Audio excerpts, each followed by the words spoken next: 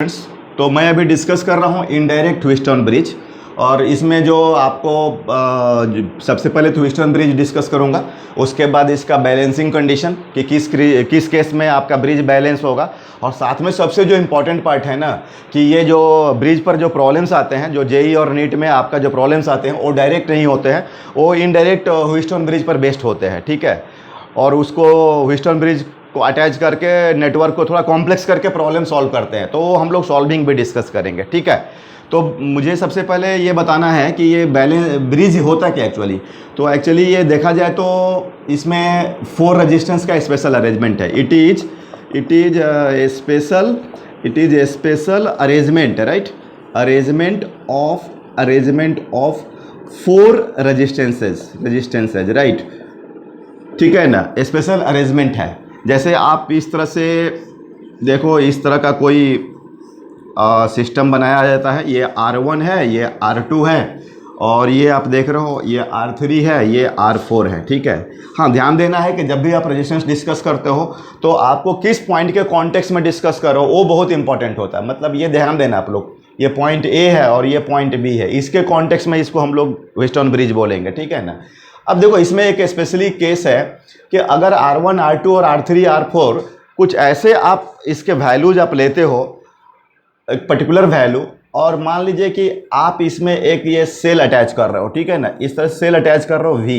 अब यहाँ से मान लीजिए करंट I, इसमें कुछ मान लो आप X, इसमें I माइनस X। अब ये अगर करंट अगर इधर ही चला जाए, एक मान लो और भी आप इसमें रेजिस्टेंस जोड़ लो, और इसमें आपका करंट नहीं जा रहा है। अब यहाँ से जो जा रहा है करंट वो इधर जा रहा है, इधर से ज़्यादा नहीं। तो ये मान लीजिए कि C है और ये आपका D है।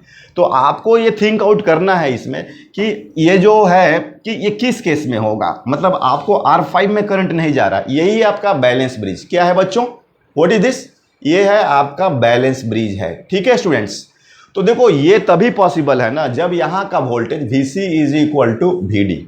ठीक है, और ये कंडीशन को आप मानते हुए इसका जो रिक्वायर्ड कंडीशन है बैलेंस ब्रिज का, और ये अभी मैं पर्टिकुलरली डिराइव नहीं करने वाला हूँ क्योंकि मैं ऑलरेडी बोला कि मैं आपको वो जो इनडायरेक्ट ब्रिज को डिस्कशन करने वाला हूँ। तो ऐसे मैं लिख दे रहा हूँ, ये जो R1/R2 is equal to R3/R4, right, R3/R4।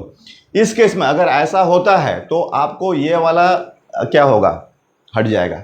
दूसरी बात फिर मैं आपको देखता हूं कि देखिए आपको ये ब्रिज का स्ट्रक्चर समझना है कि A to B में आपका R1 R2 आ रहा है, फिर इधर A to B में R3 R4 आ रहा है, और अगर बैलेंस है तो ये आपका ये हट रहा है।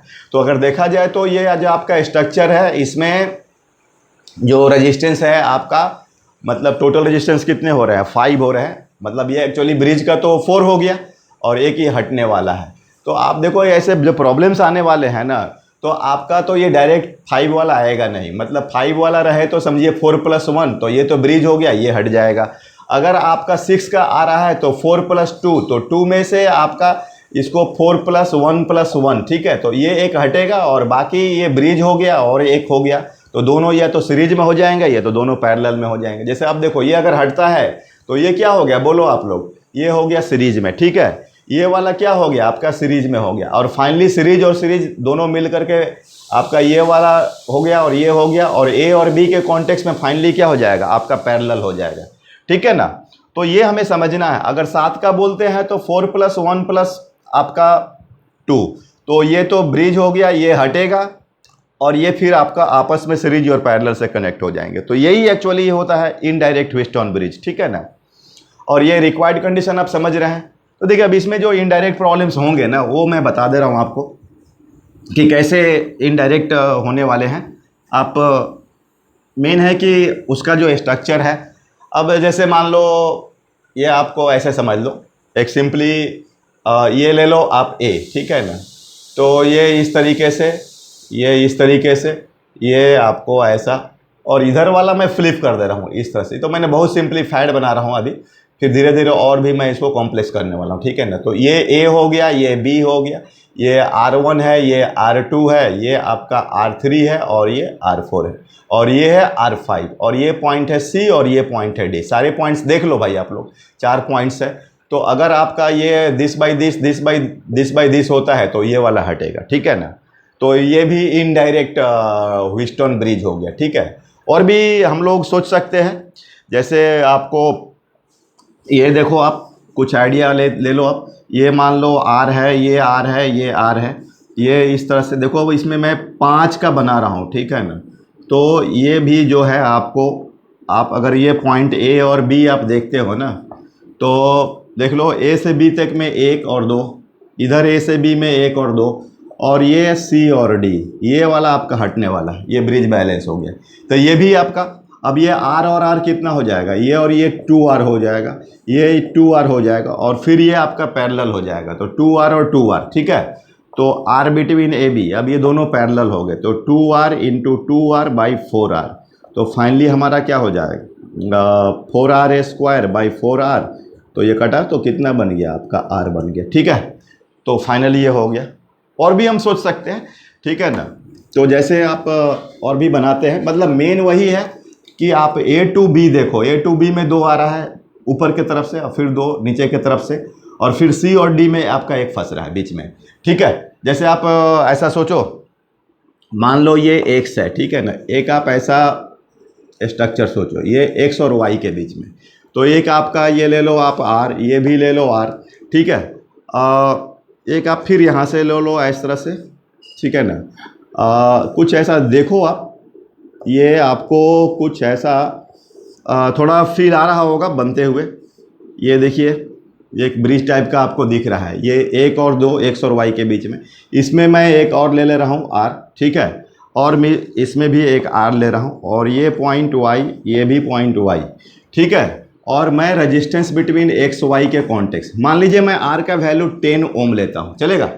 तो आप देखो, अगर ऐसे एक झटके में देखो ना X और Y के बीच में, तो अगर आपको ऐसे देख लीजिए, इसमें मैंने कितना लिया, 1 2 3 4 5 और 6, मतलब 4 + 1 + 1।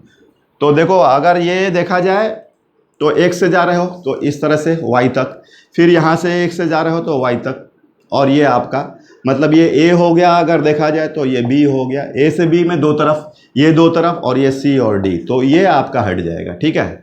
अब देखो, ये 10 है, ये 10 है, तो बोलो ये मिलके कितना हो जाएगा, ये हो जाएगा 20, ये भी हो जाएगा 20, और ये फिर हो गए पैरेलल X और Y के रेस्पेक्ट में, ये X और Y के रेस्पेक्ट, तो 20 20 कितने हो गए, 10, और ये भी आपका हो गया 10, ठीक है। तो अगर आप देखा जाए तो ये तो Y हो गया, तो ये 10 और 10 क्या हो गया, पैरेलल। तो अगर मैं देखूं तो R 10 और 10 का पैरेलल, 10 × 10 बाई आपका 20, ठीक है। तो 100/20, तो ये कितना हो जाएगा आपका 5 ओम, ठीक है। तो आई होप ये आप इनडायरेक्ट ब्रिज समझ रहे हैं। तो इस तरीके से मतलब थोड़ा आपको मैंने एक आइडिया दिया कि कैसे नेटवर्किंग हम लोग डेवलप करते हैं, ठीक है ना। कि अगर 6 रहे, 7 रहे, 8 रहे, तो जनरली व्हीटस्टोन ब्रिज जैसा होता है। तो आप समझो कि 4 5 तो व्हीटस्टोन ब्रिज का पार्ट हो गया, 4 तो उसका खुद का हो गया, एक हटने वाला हो गया, तो ये हट रहा है इसमें, ठीक है ना। तो कौन इसमें से हटने वाला है वो सब हमें समझना है। तो आई होप आप ये समझ गए होंगे। Okay, thank you.